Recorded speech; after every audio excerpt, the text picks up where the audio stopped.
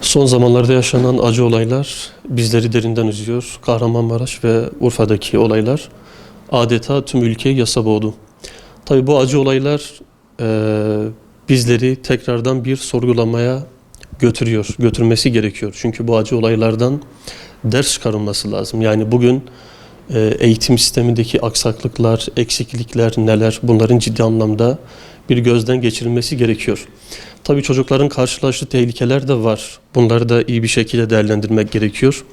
Özellikle günümüzde geleneksel oyunlar yerine çocuklarda daha çok dijital oyunlar yaygınlaşmış durumda.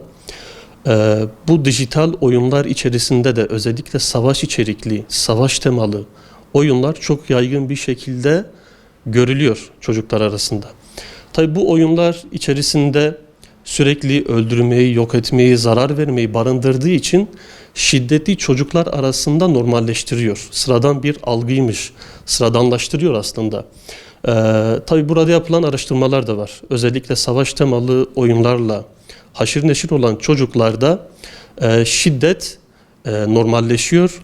Bu çocuklarda sabırsızlık, öfke problemleri gibi saldırgan davranışlar ciddi anlamda artıyor. Tabii sürekli bunlara çocuk maruz kaldığı için çocukta ister istemez bir empati yoksunluğu da oluşmaya başlıyor. Yani karşı tarafa merhamet geliştirme becerisi olumsuz yönde etkileniyor. Çünkü bu oyunlar içerisinde sürekli zarar vermeyi, yok etmeyi, yıkmayı, yağmayı barındırıyor. Ve çocukları gerçeklik algısından uzaklaştırıyor.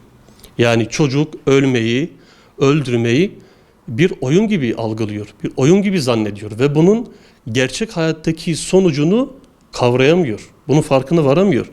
Dolayısıyla bu oyunların diğer olumsuz bir özelliği de şu, çocuklarda bağımlılığı meydana getiriyor. Yani ödül mekanizmasıyla çalışıyor bu oyunlar, savaş temalı oyunlar. Burada da çocuk haz aldığı için bu ödül mekanizması ne olabilir? İşte seviye atlama oyunda veya kazanma hissi oluşturarak beyindeki limbik sistemi aktif hale getiriyor ve çocuk o oyuna bağımlı hale gelmeye başlıyor. Bu anlamda tabii ki bazı önlemler alınmalı. Yani ki alınması gerekiyor da ama sadece yasaklarla bunun önüne geçmemiz ciddi anlamda çok zor. Yani doğru bir dijital kullanımı çocuklara bizim aşılamamız lazım. Dolayısıyla burada bu konuya ciddi anlamda eğilmesi gerekiyor. Eğitim sistemindeki aksaklıklar da var. Değil ki yok. Yani bugün eğitim sistemi sadece bilgi öğreten bir eğitim sistemi. Halbuki eğitim demek ahlak demek, değer demek, etik demek. Bunlar çocuklara öğretilmediği zaman öğretilen bilginin hiçbir anlamı yok.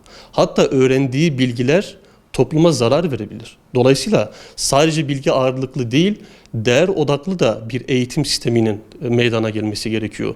Tabii bunların sonucunda baktığımızda Türkiye'de her 3 çocuktan biri akran zorbalığına maruz kalıyor. Yani dolayısıyla burada da Milli Eğitim Bakanlığı'nın, devletin ciddi anlamda önlemler alınması gerekiyor. Şu anda 25 bin okulda okul psikolojik danışmanı yok, rehber öğretmen dediğimiz kişiler. Ve bu ciddi anlamda eksiklikleri meydana getiriyor. Bu anlamda da her okula, en az her okula bir rehber öğretmen, okul psikolojik danışmanı atanmalıdır. Tabii sadece burayla sınırlandırmak yanlış. Evet, dijital oyunların bir etkisi var. Çocuğu olumsuz manada etkileyebiliyor. Ama değinmemiz gereken başka önemli bir nokta daha var. O da mafya dizileri. Bakın bugün her kanalda hemen hemen neredeyse her kanalda bir mafya dizisine rastlıyoruz. Şimdi burada mafya dizileri toplumu kaosa sürüklüyor.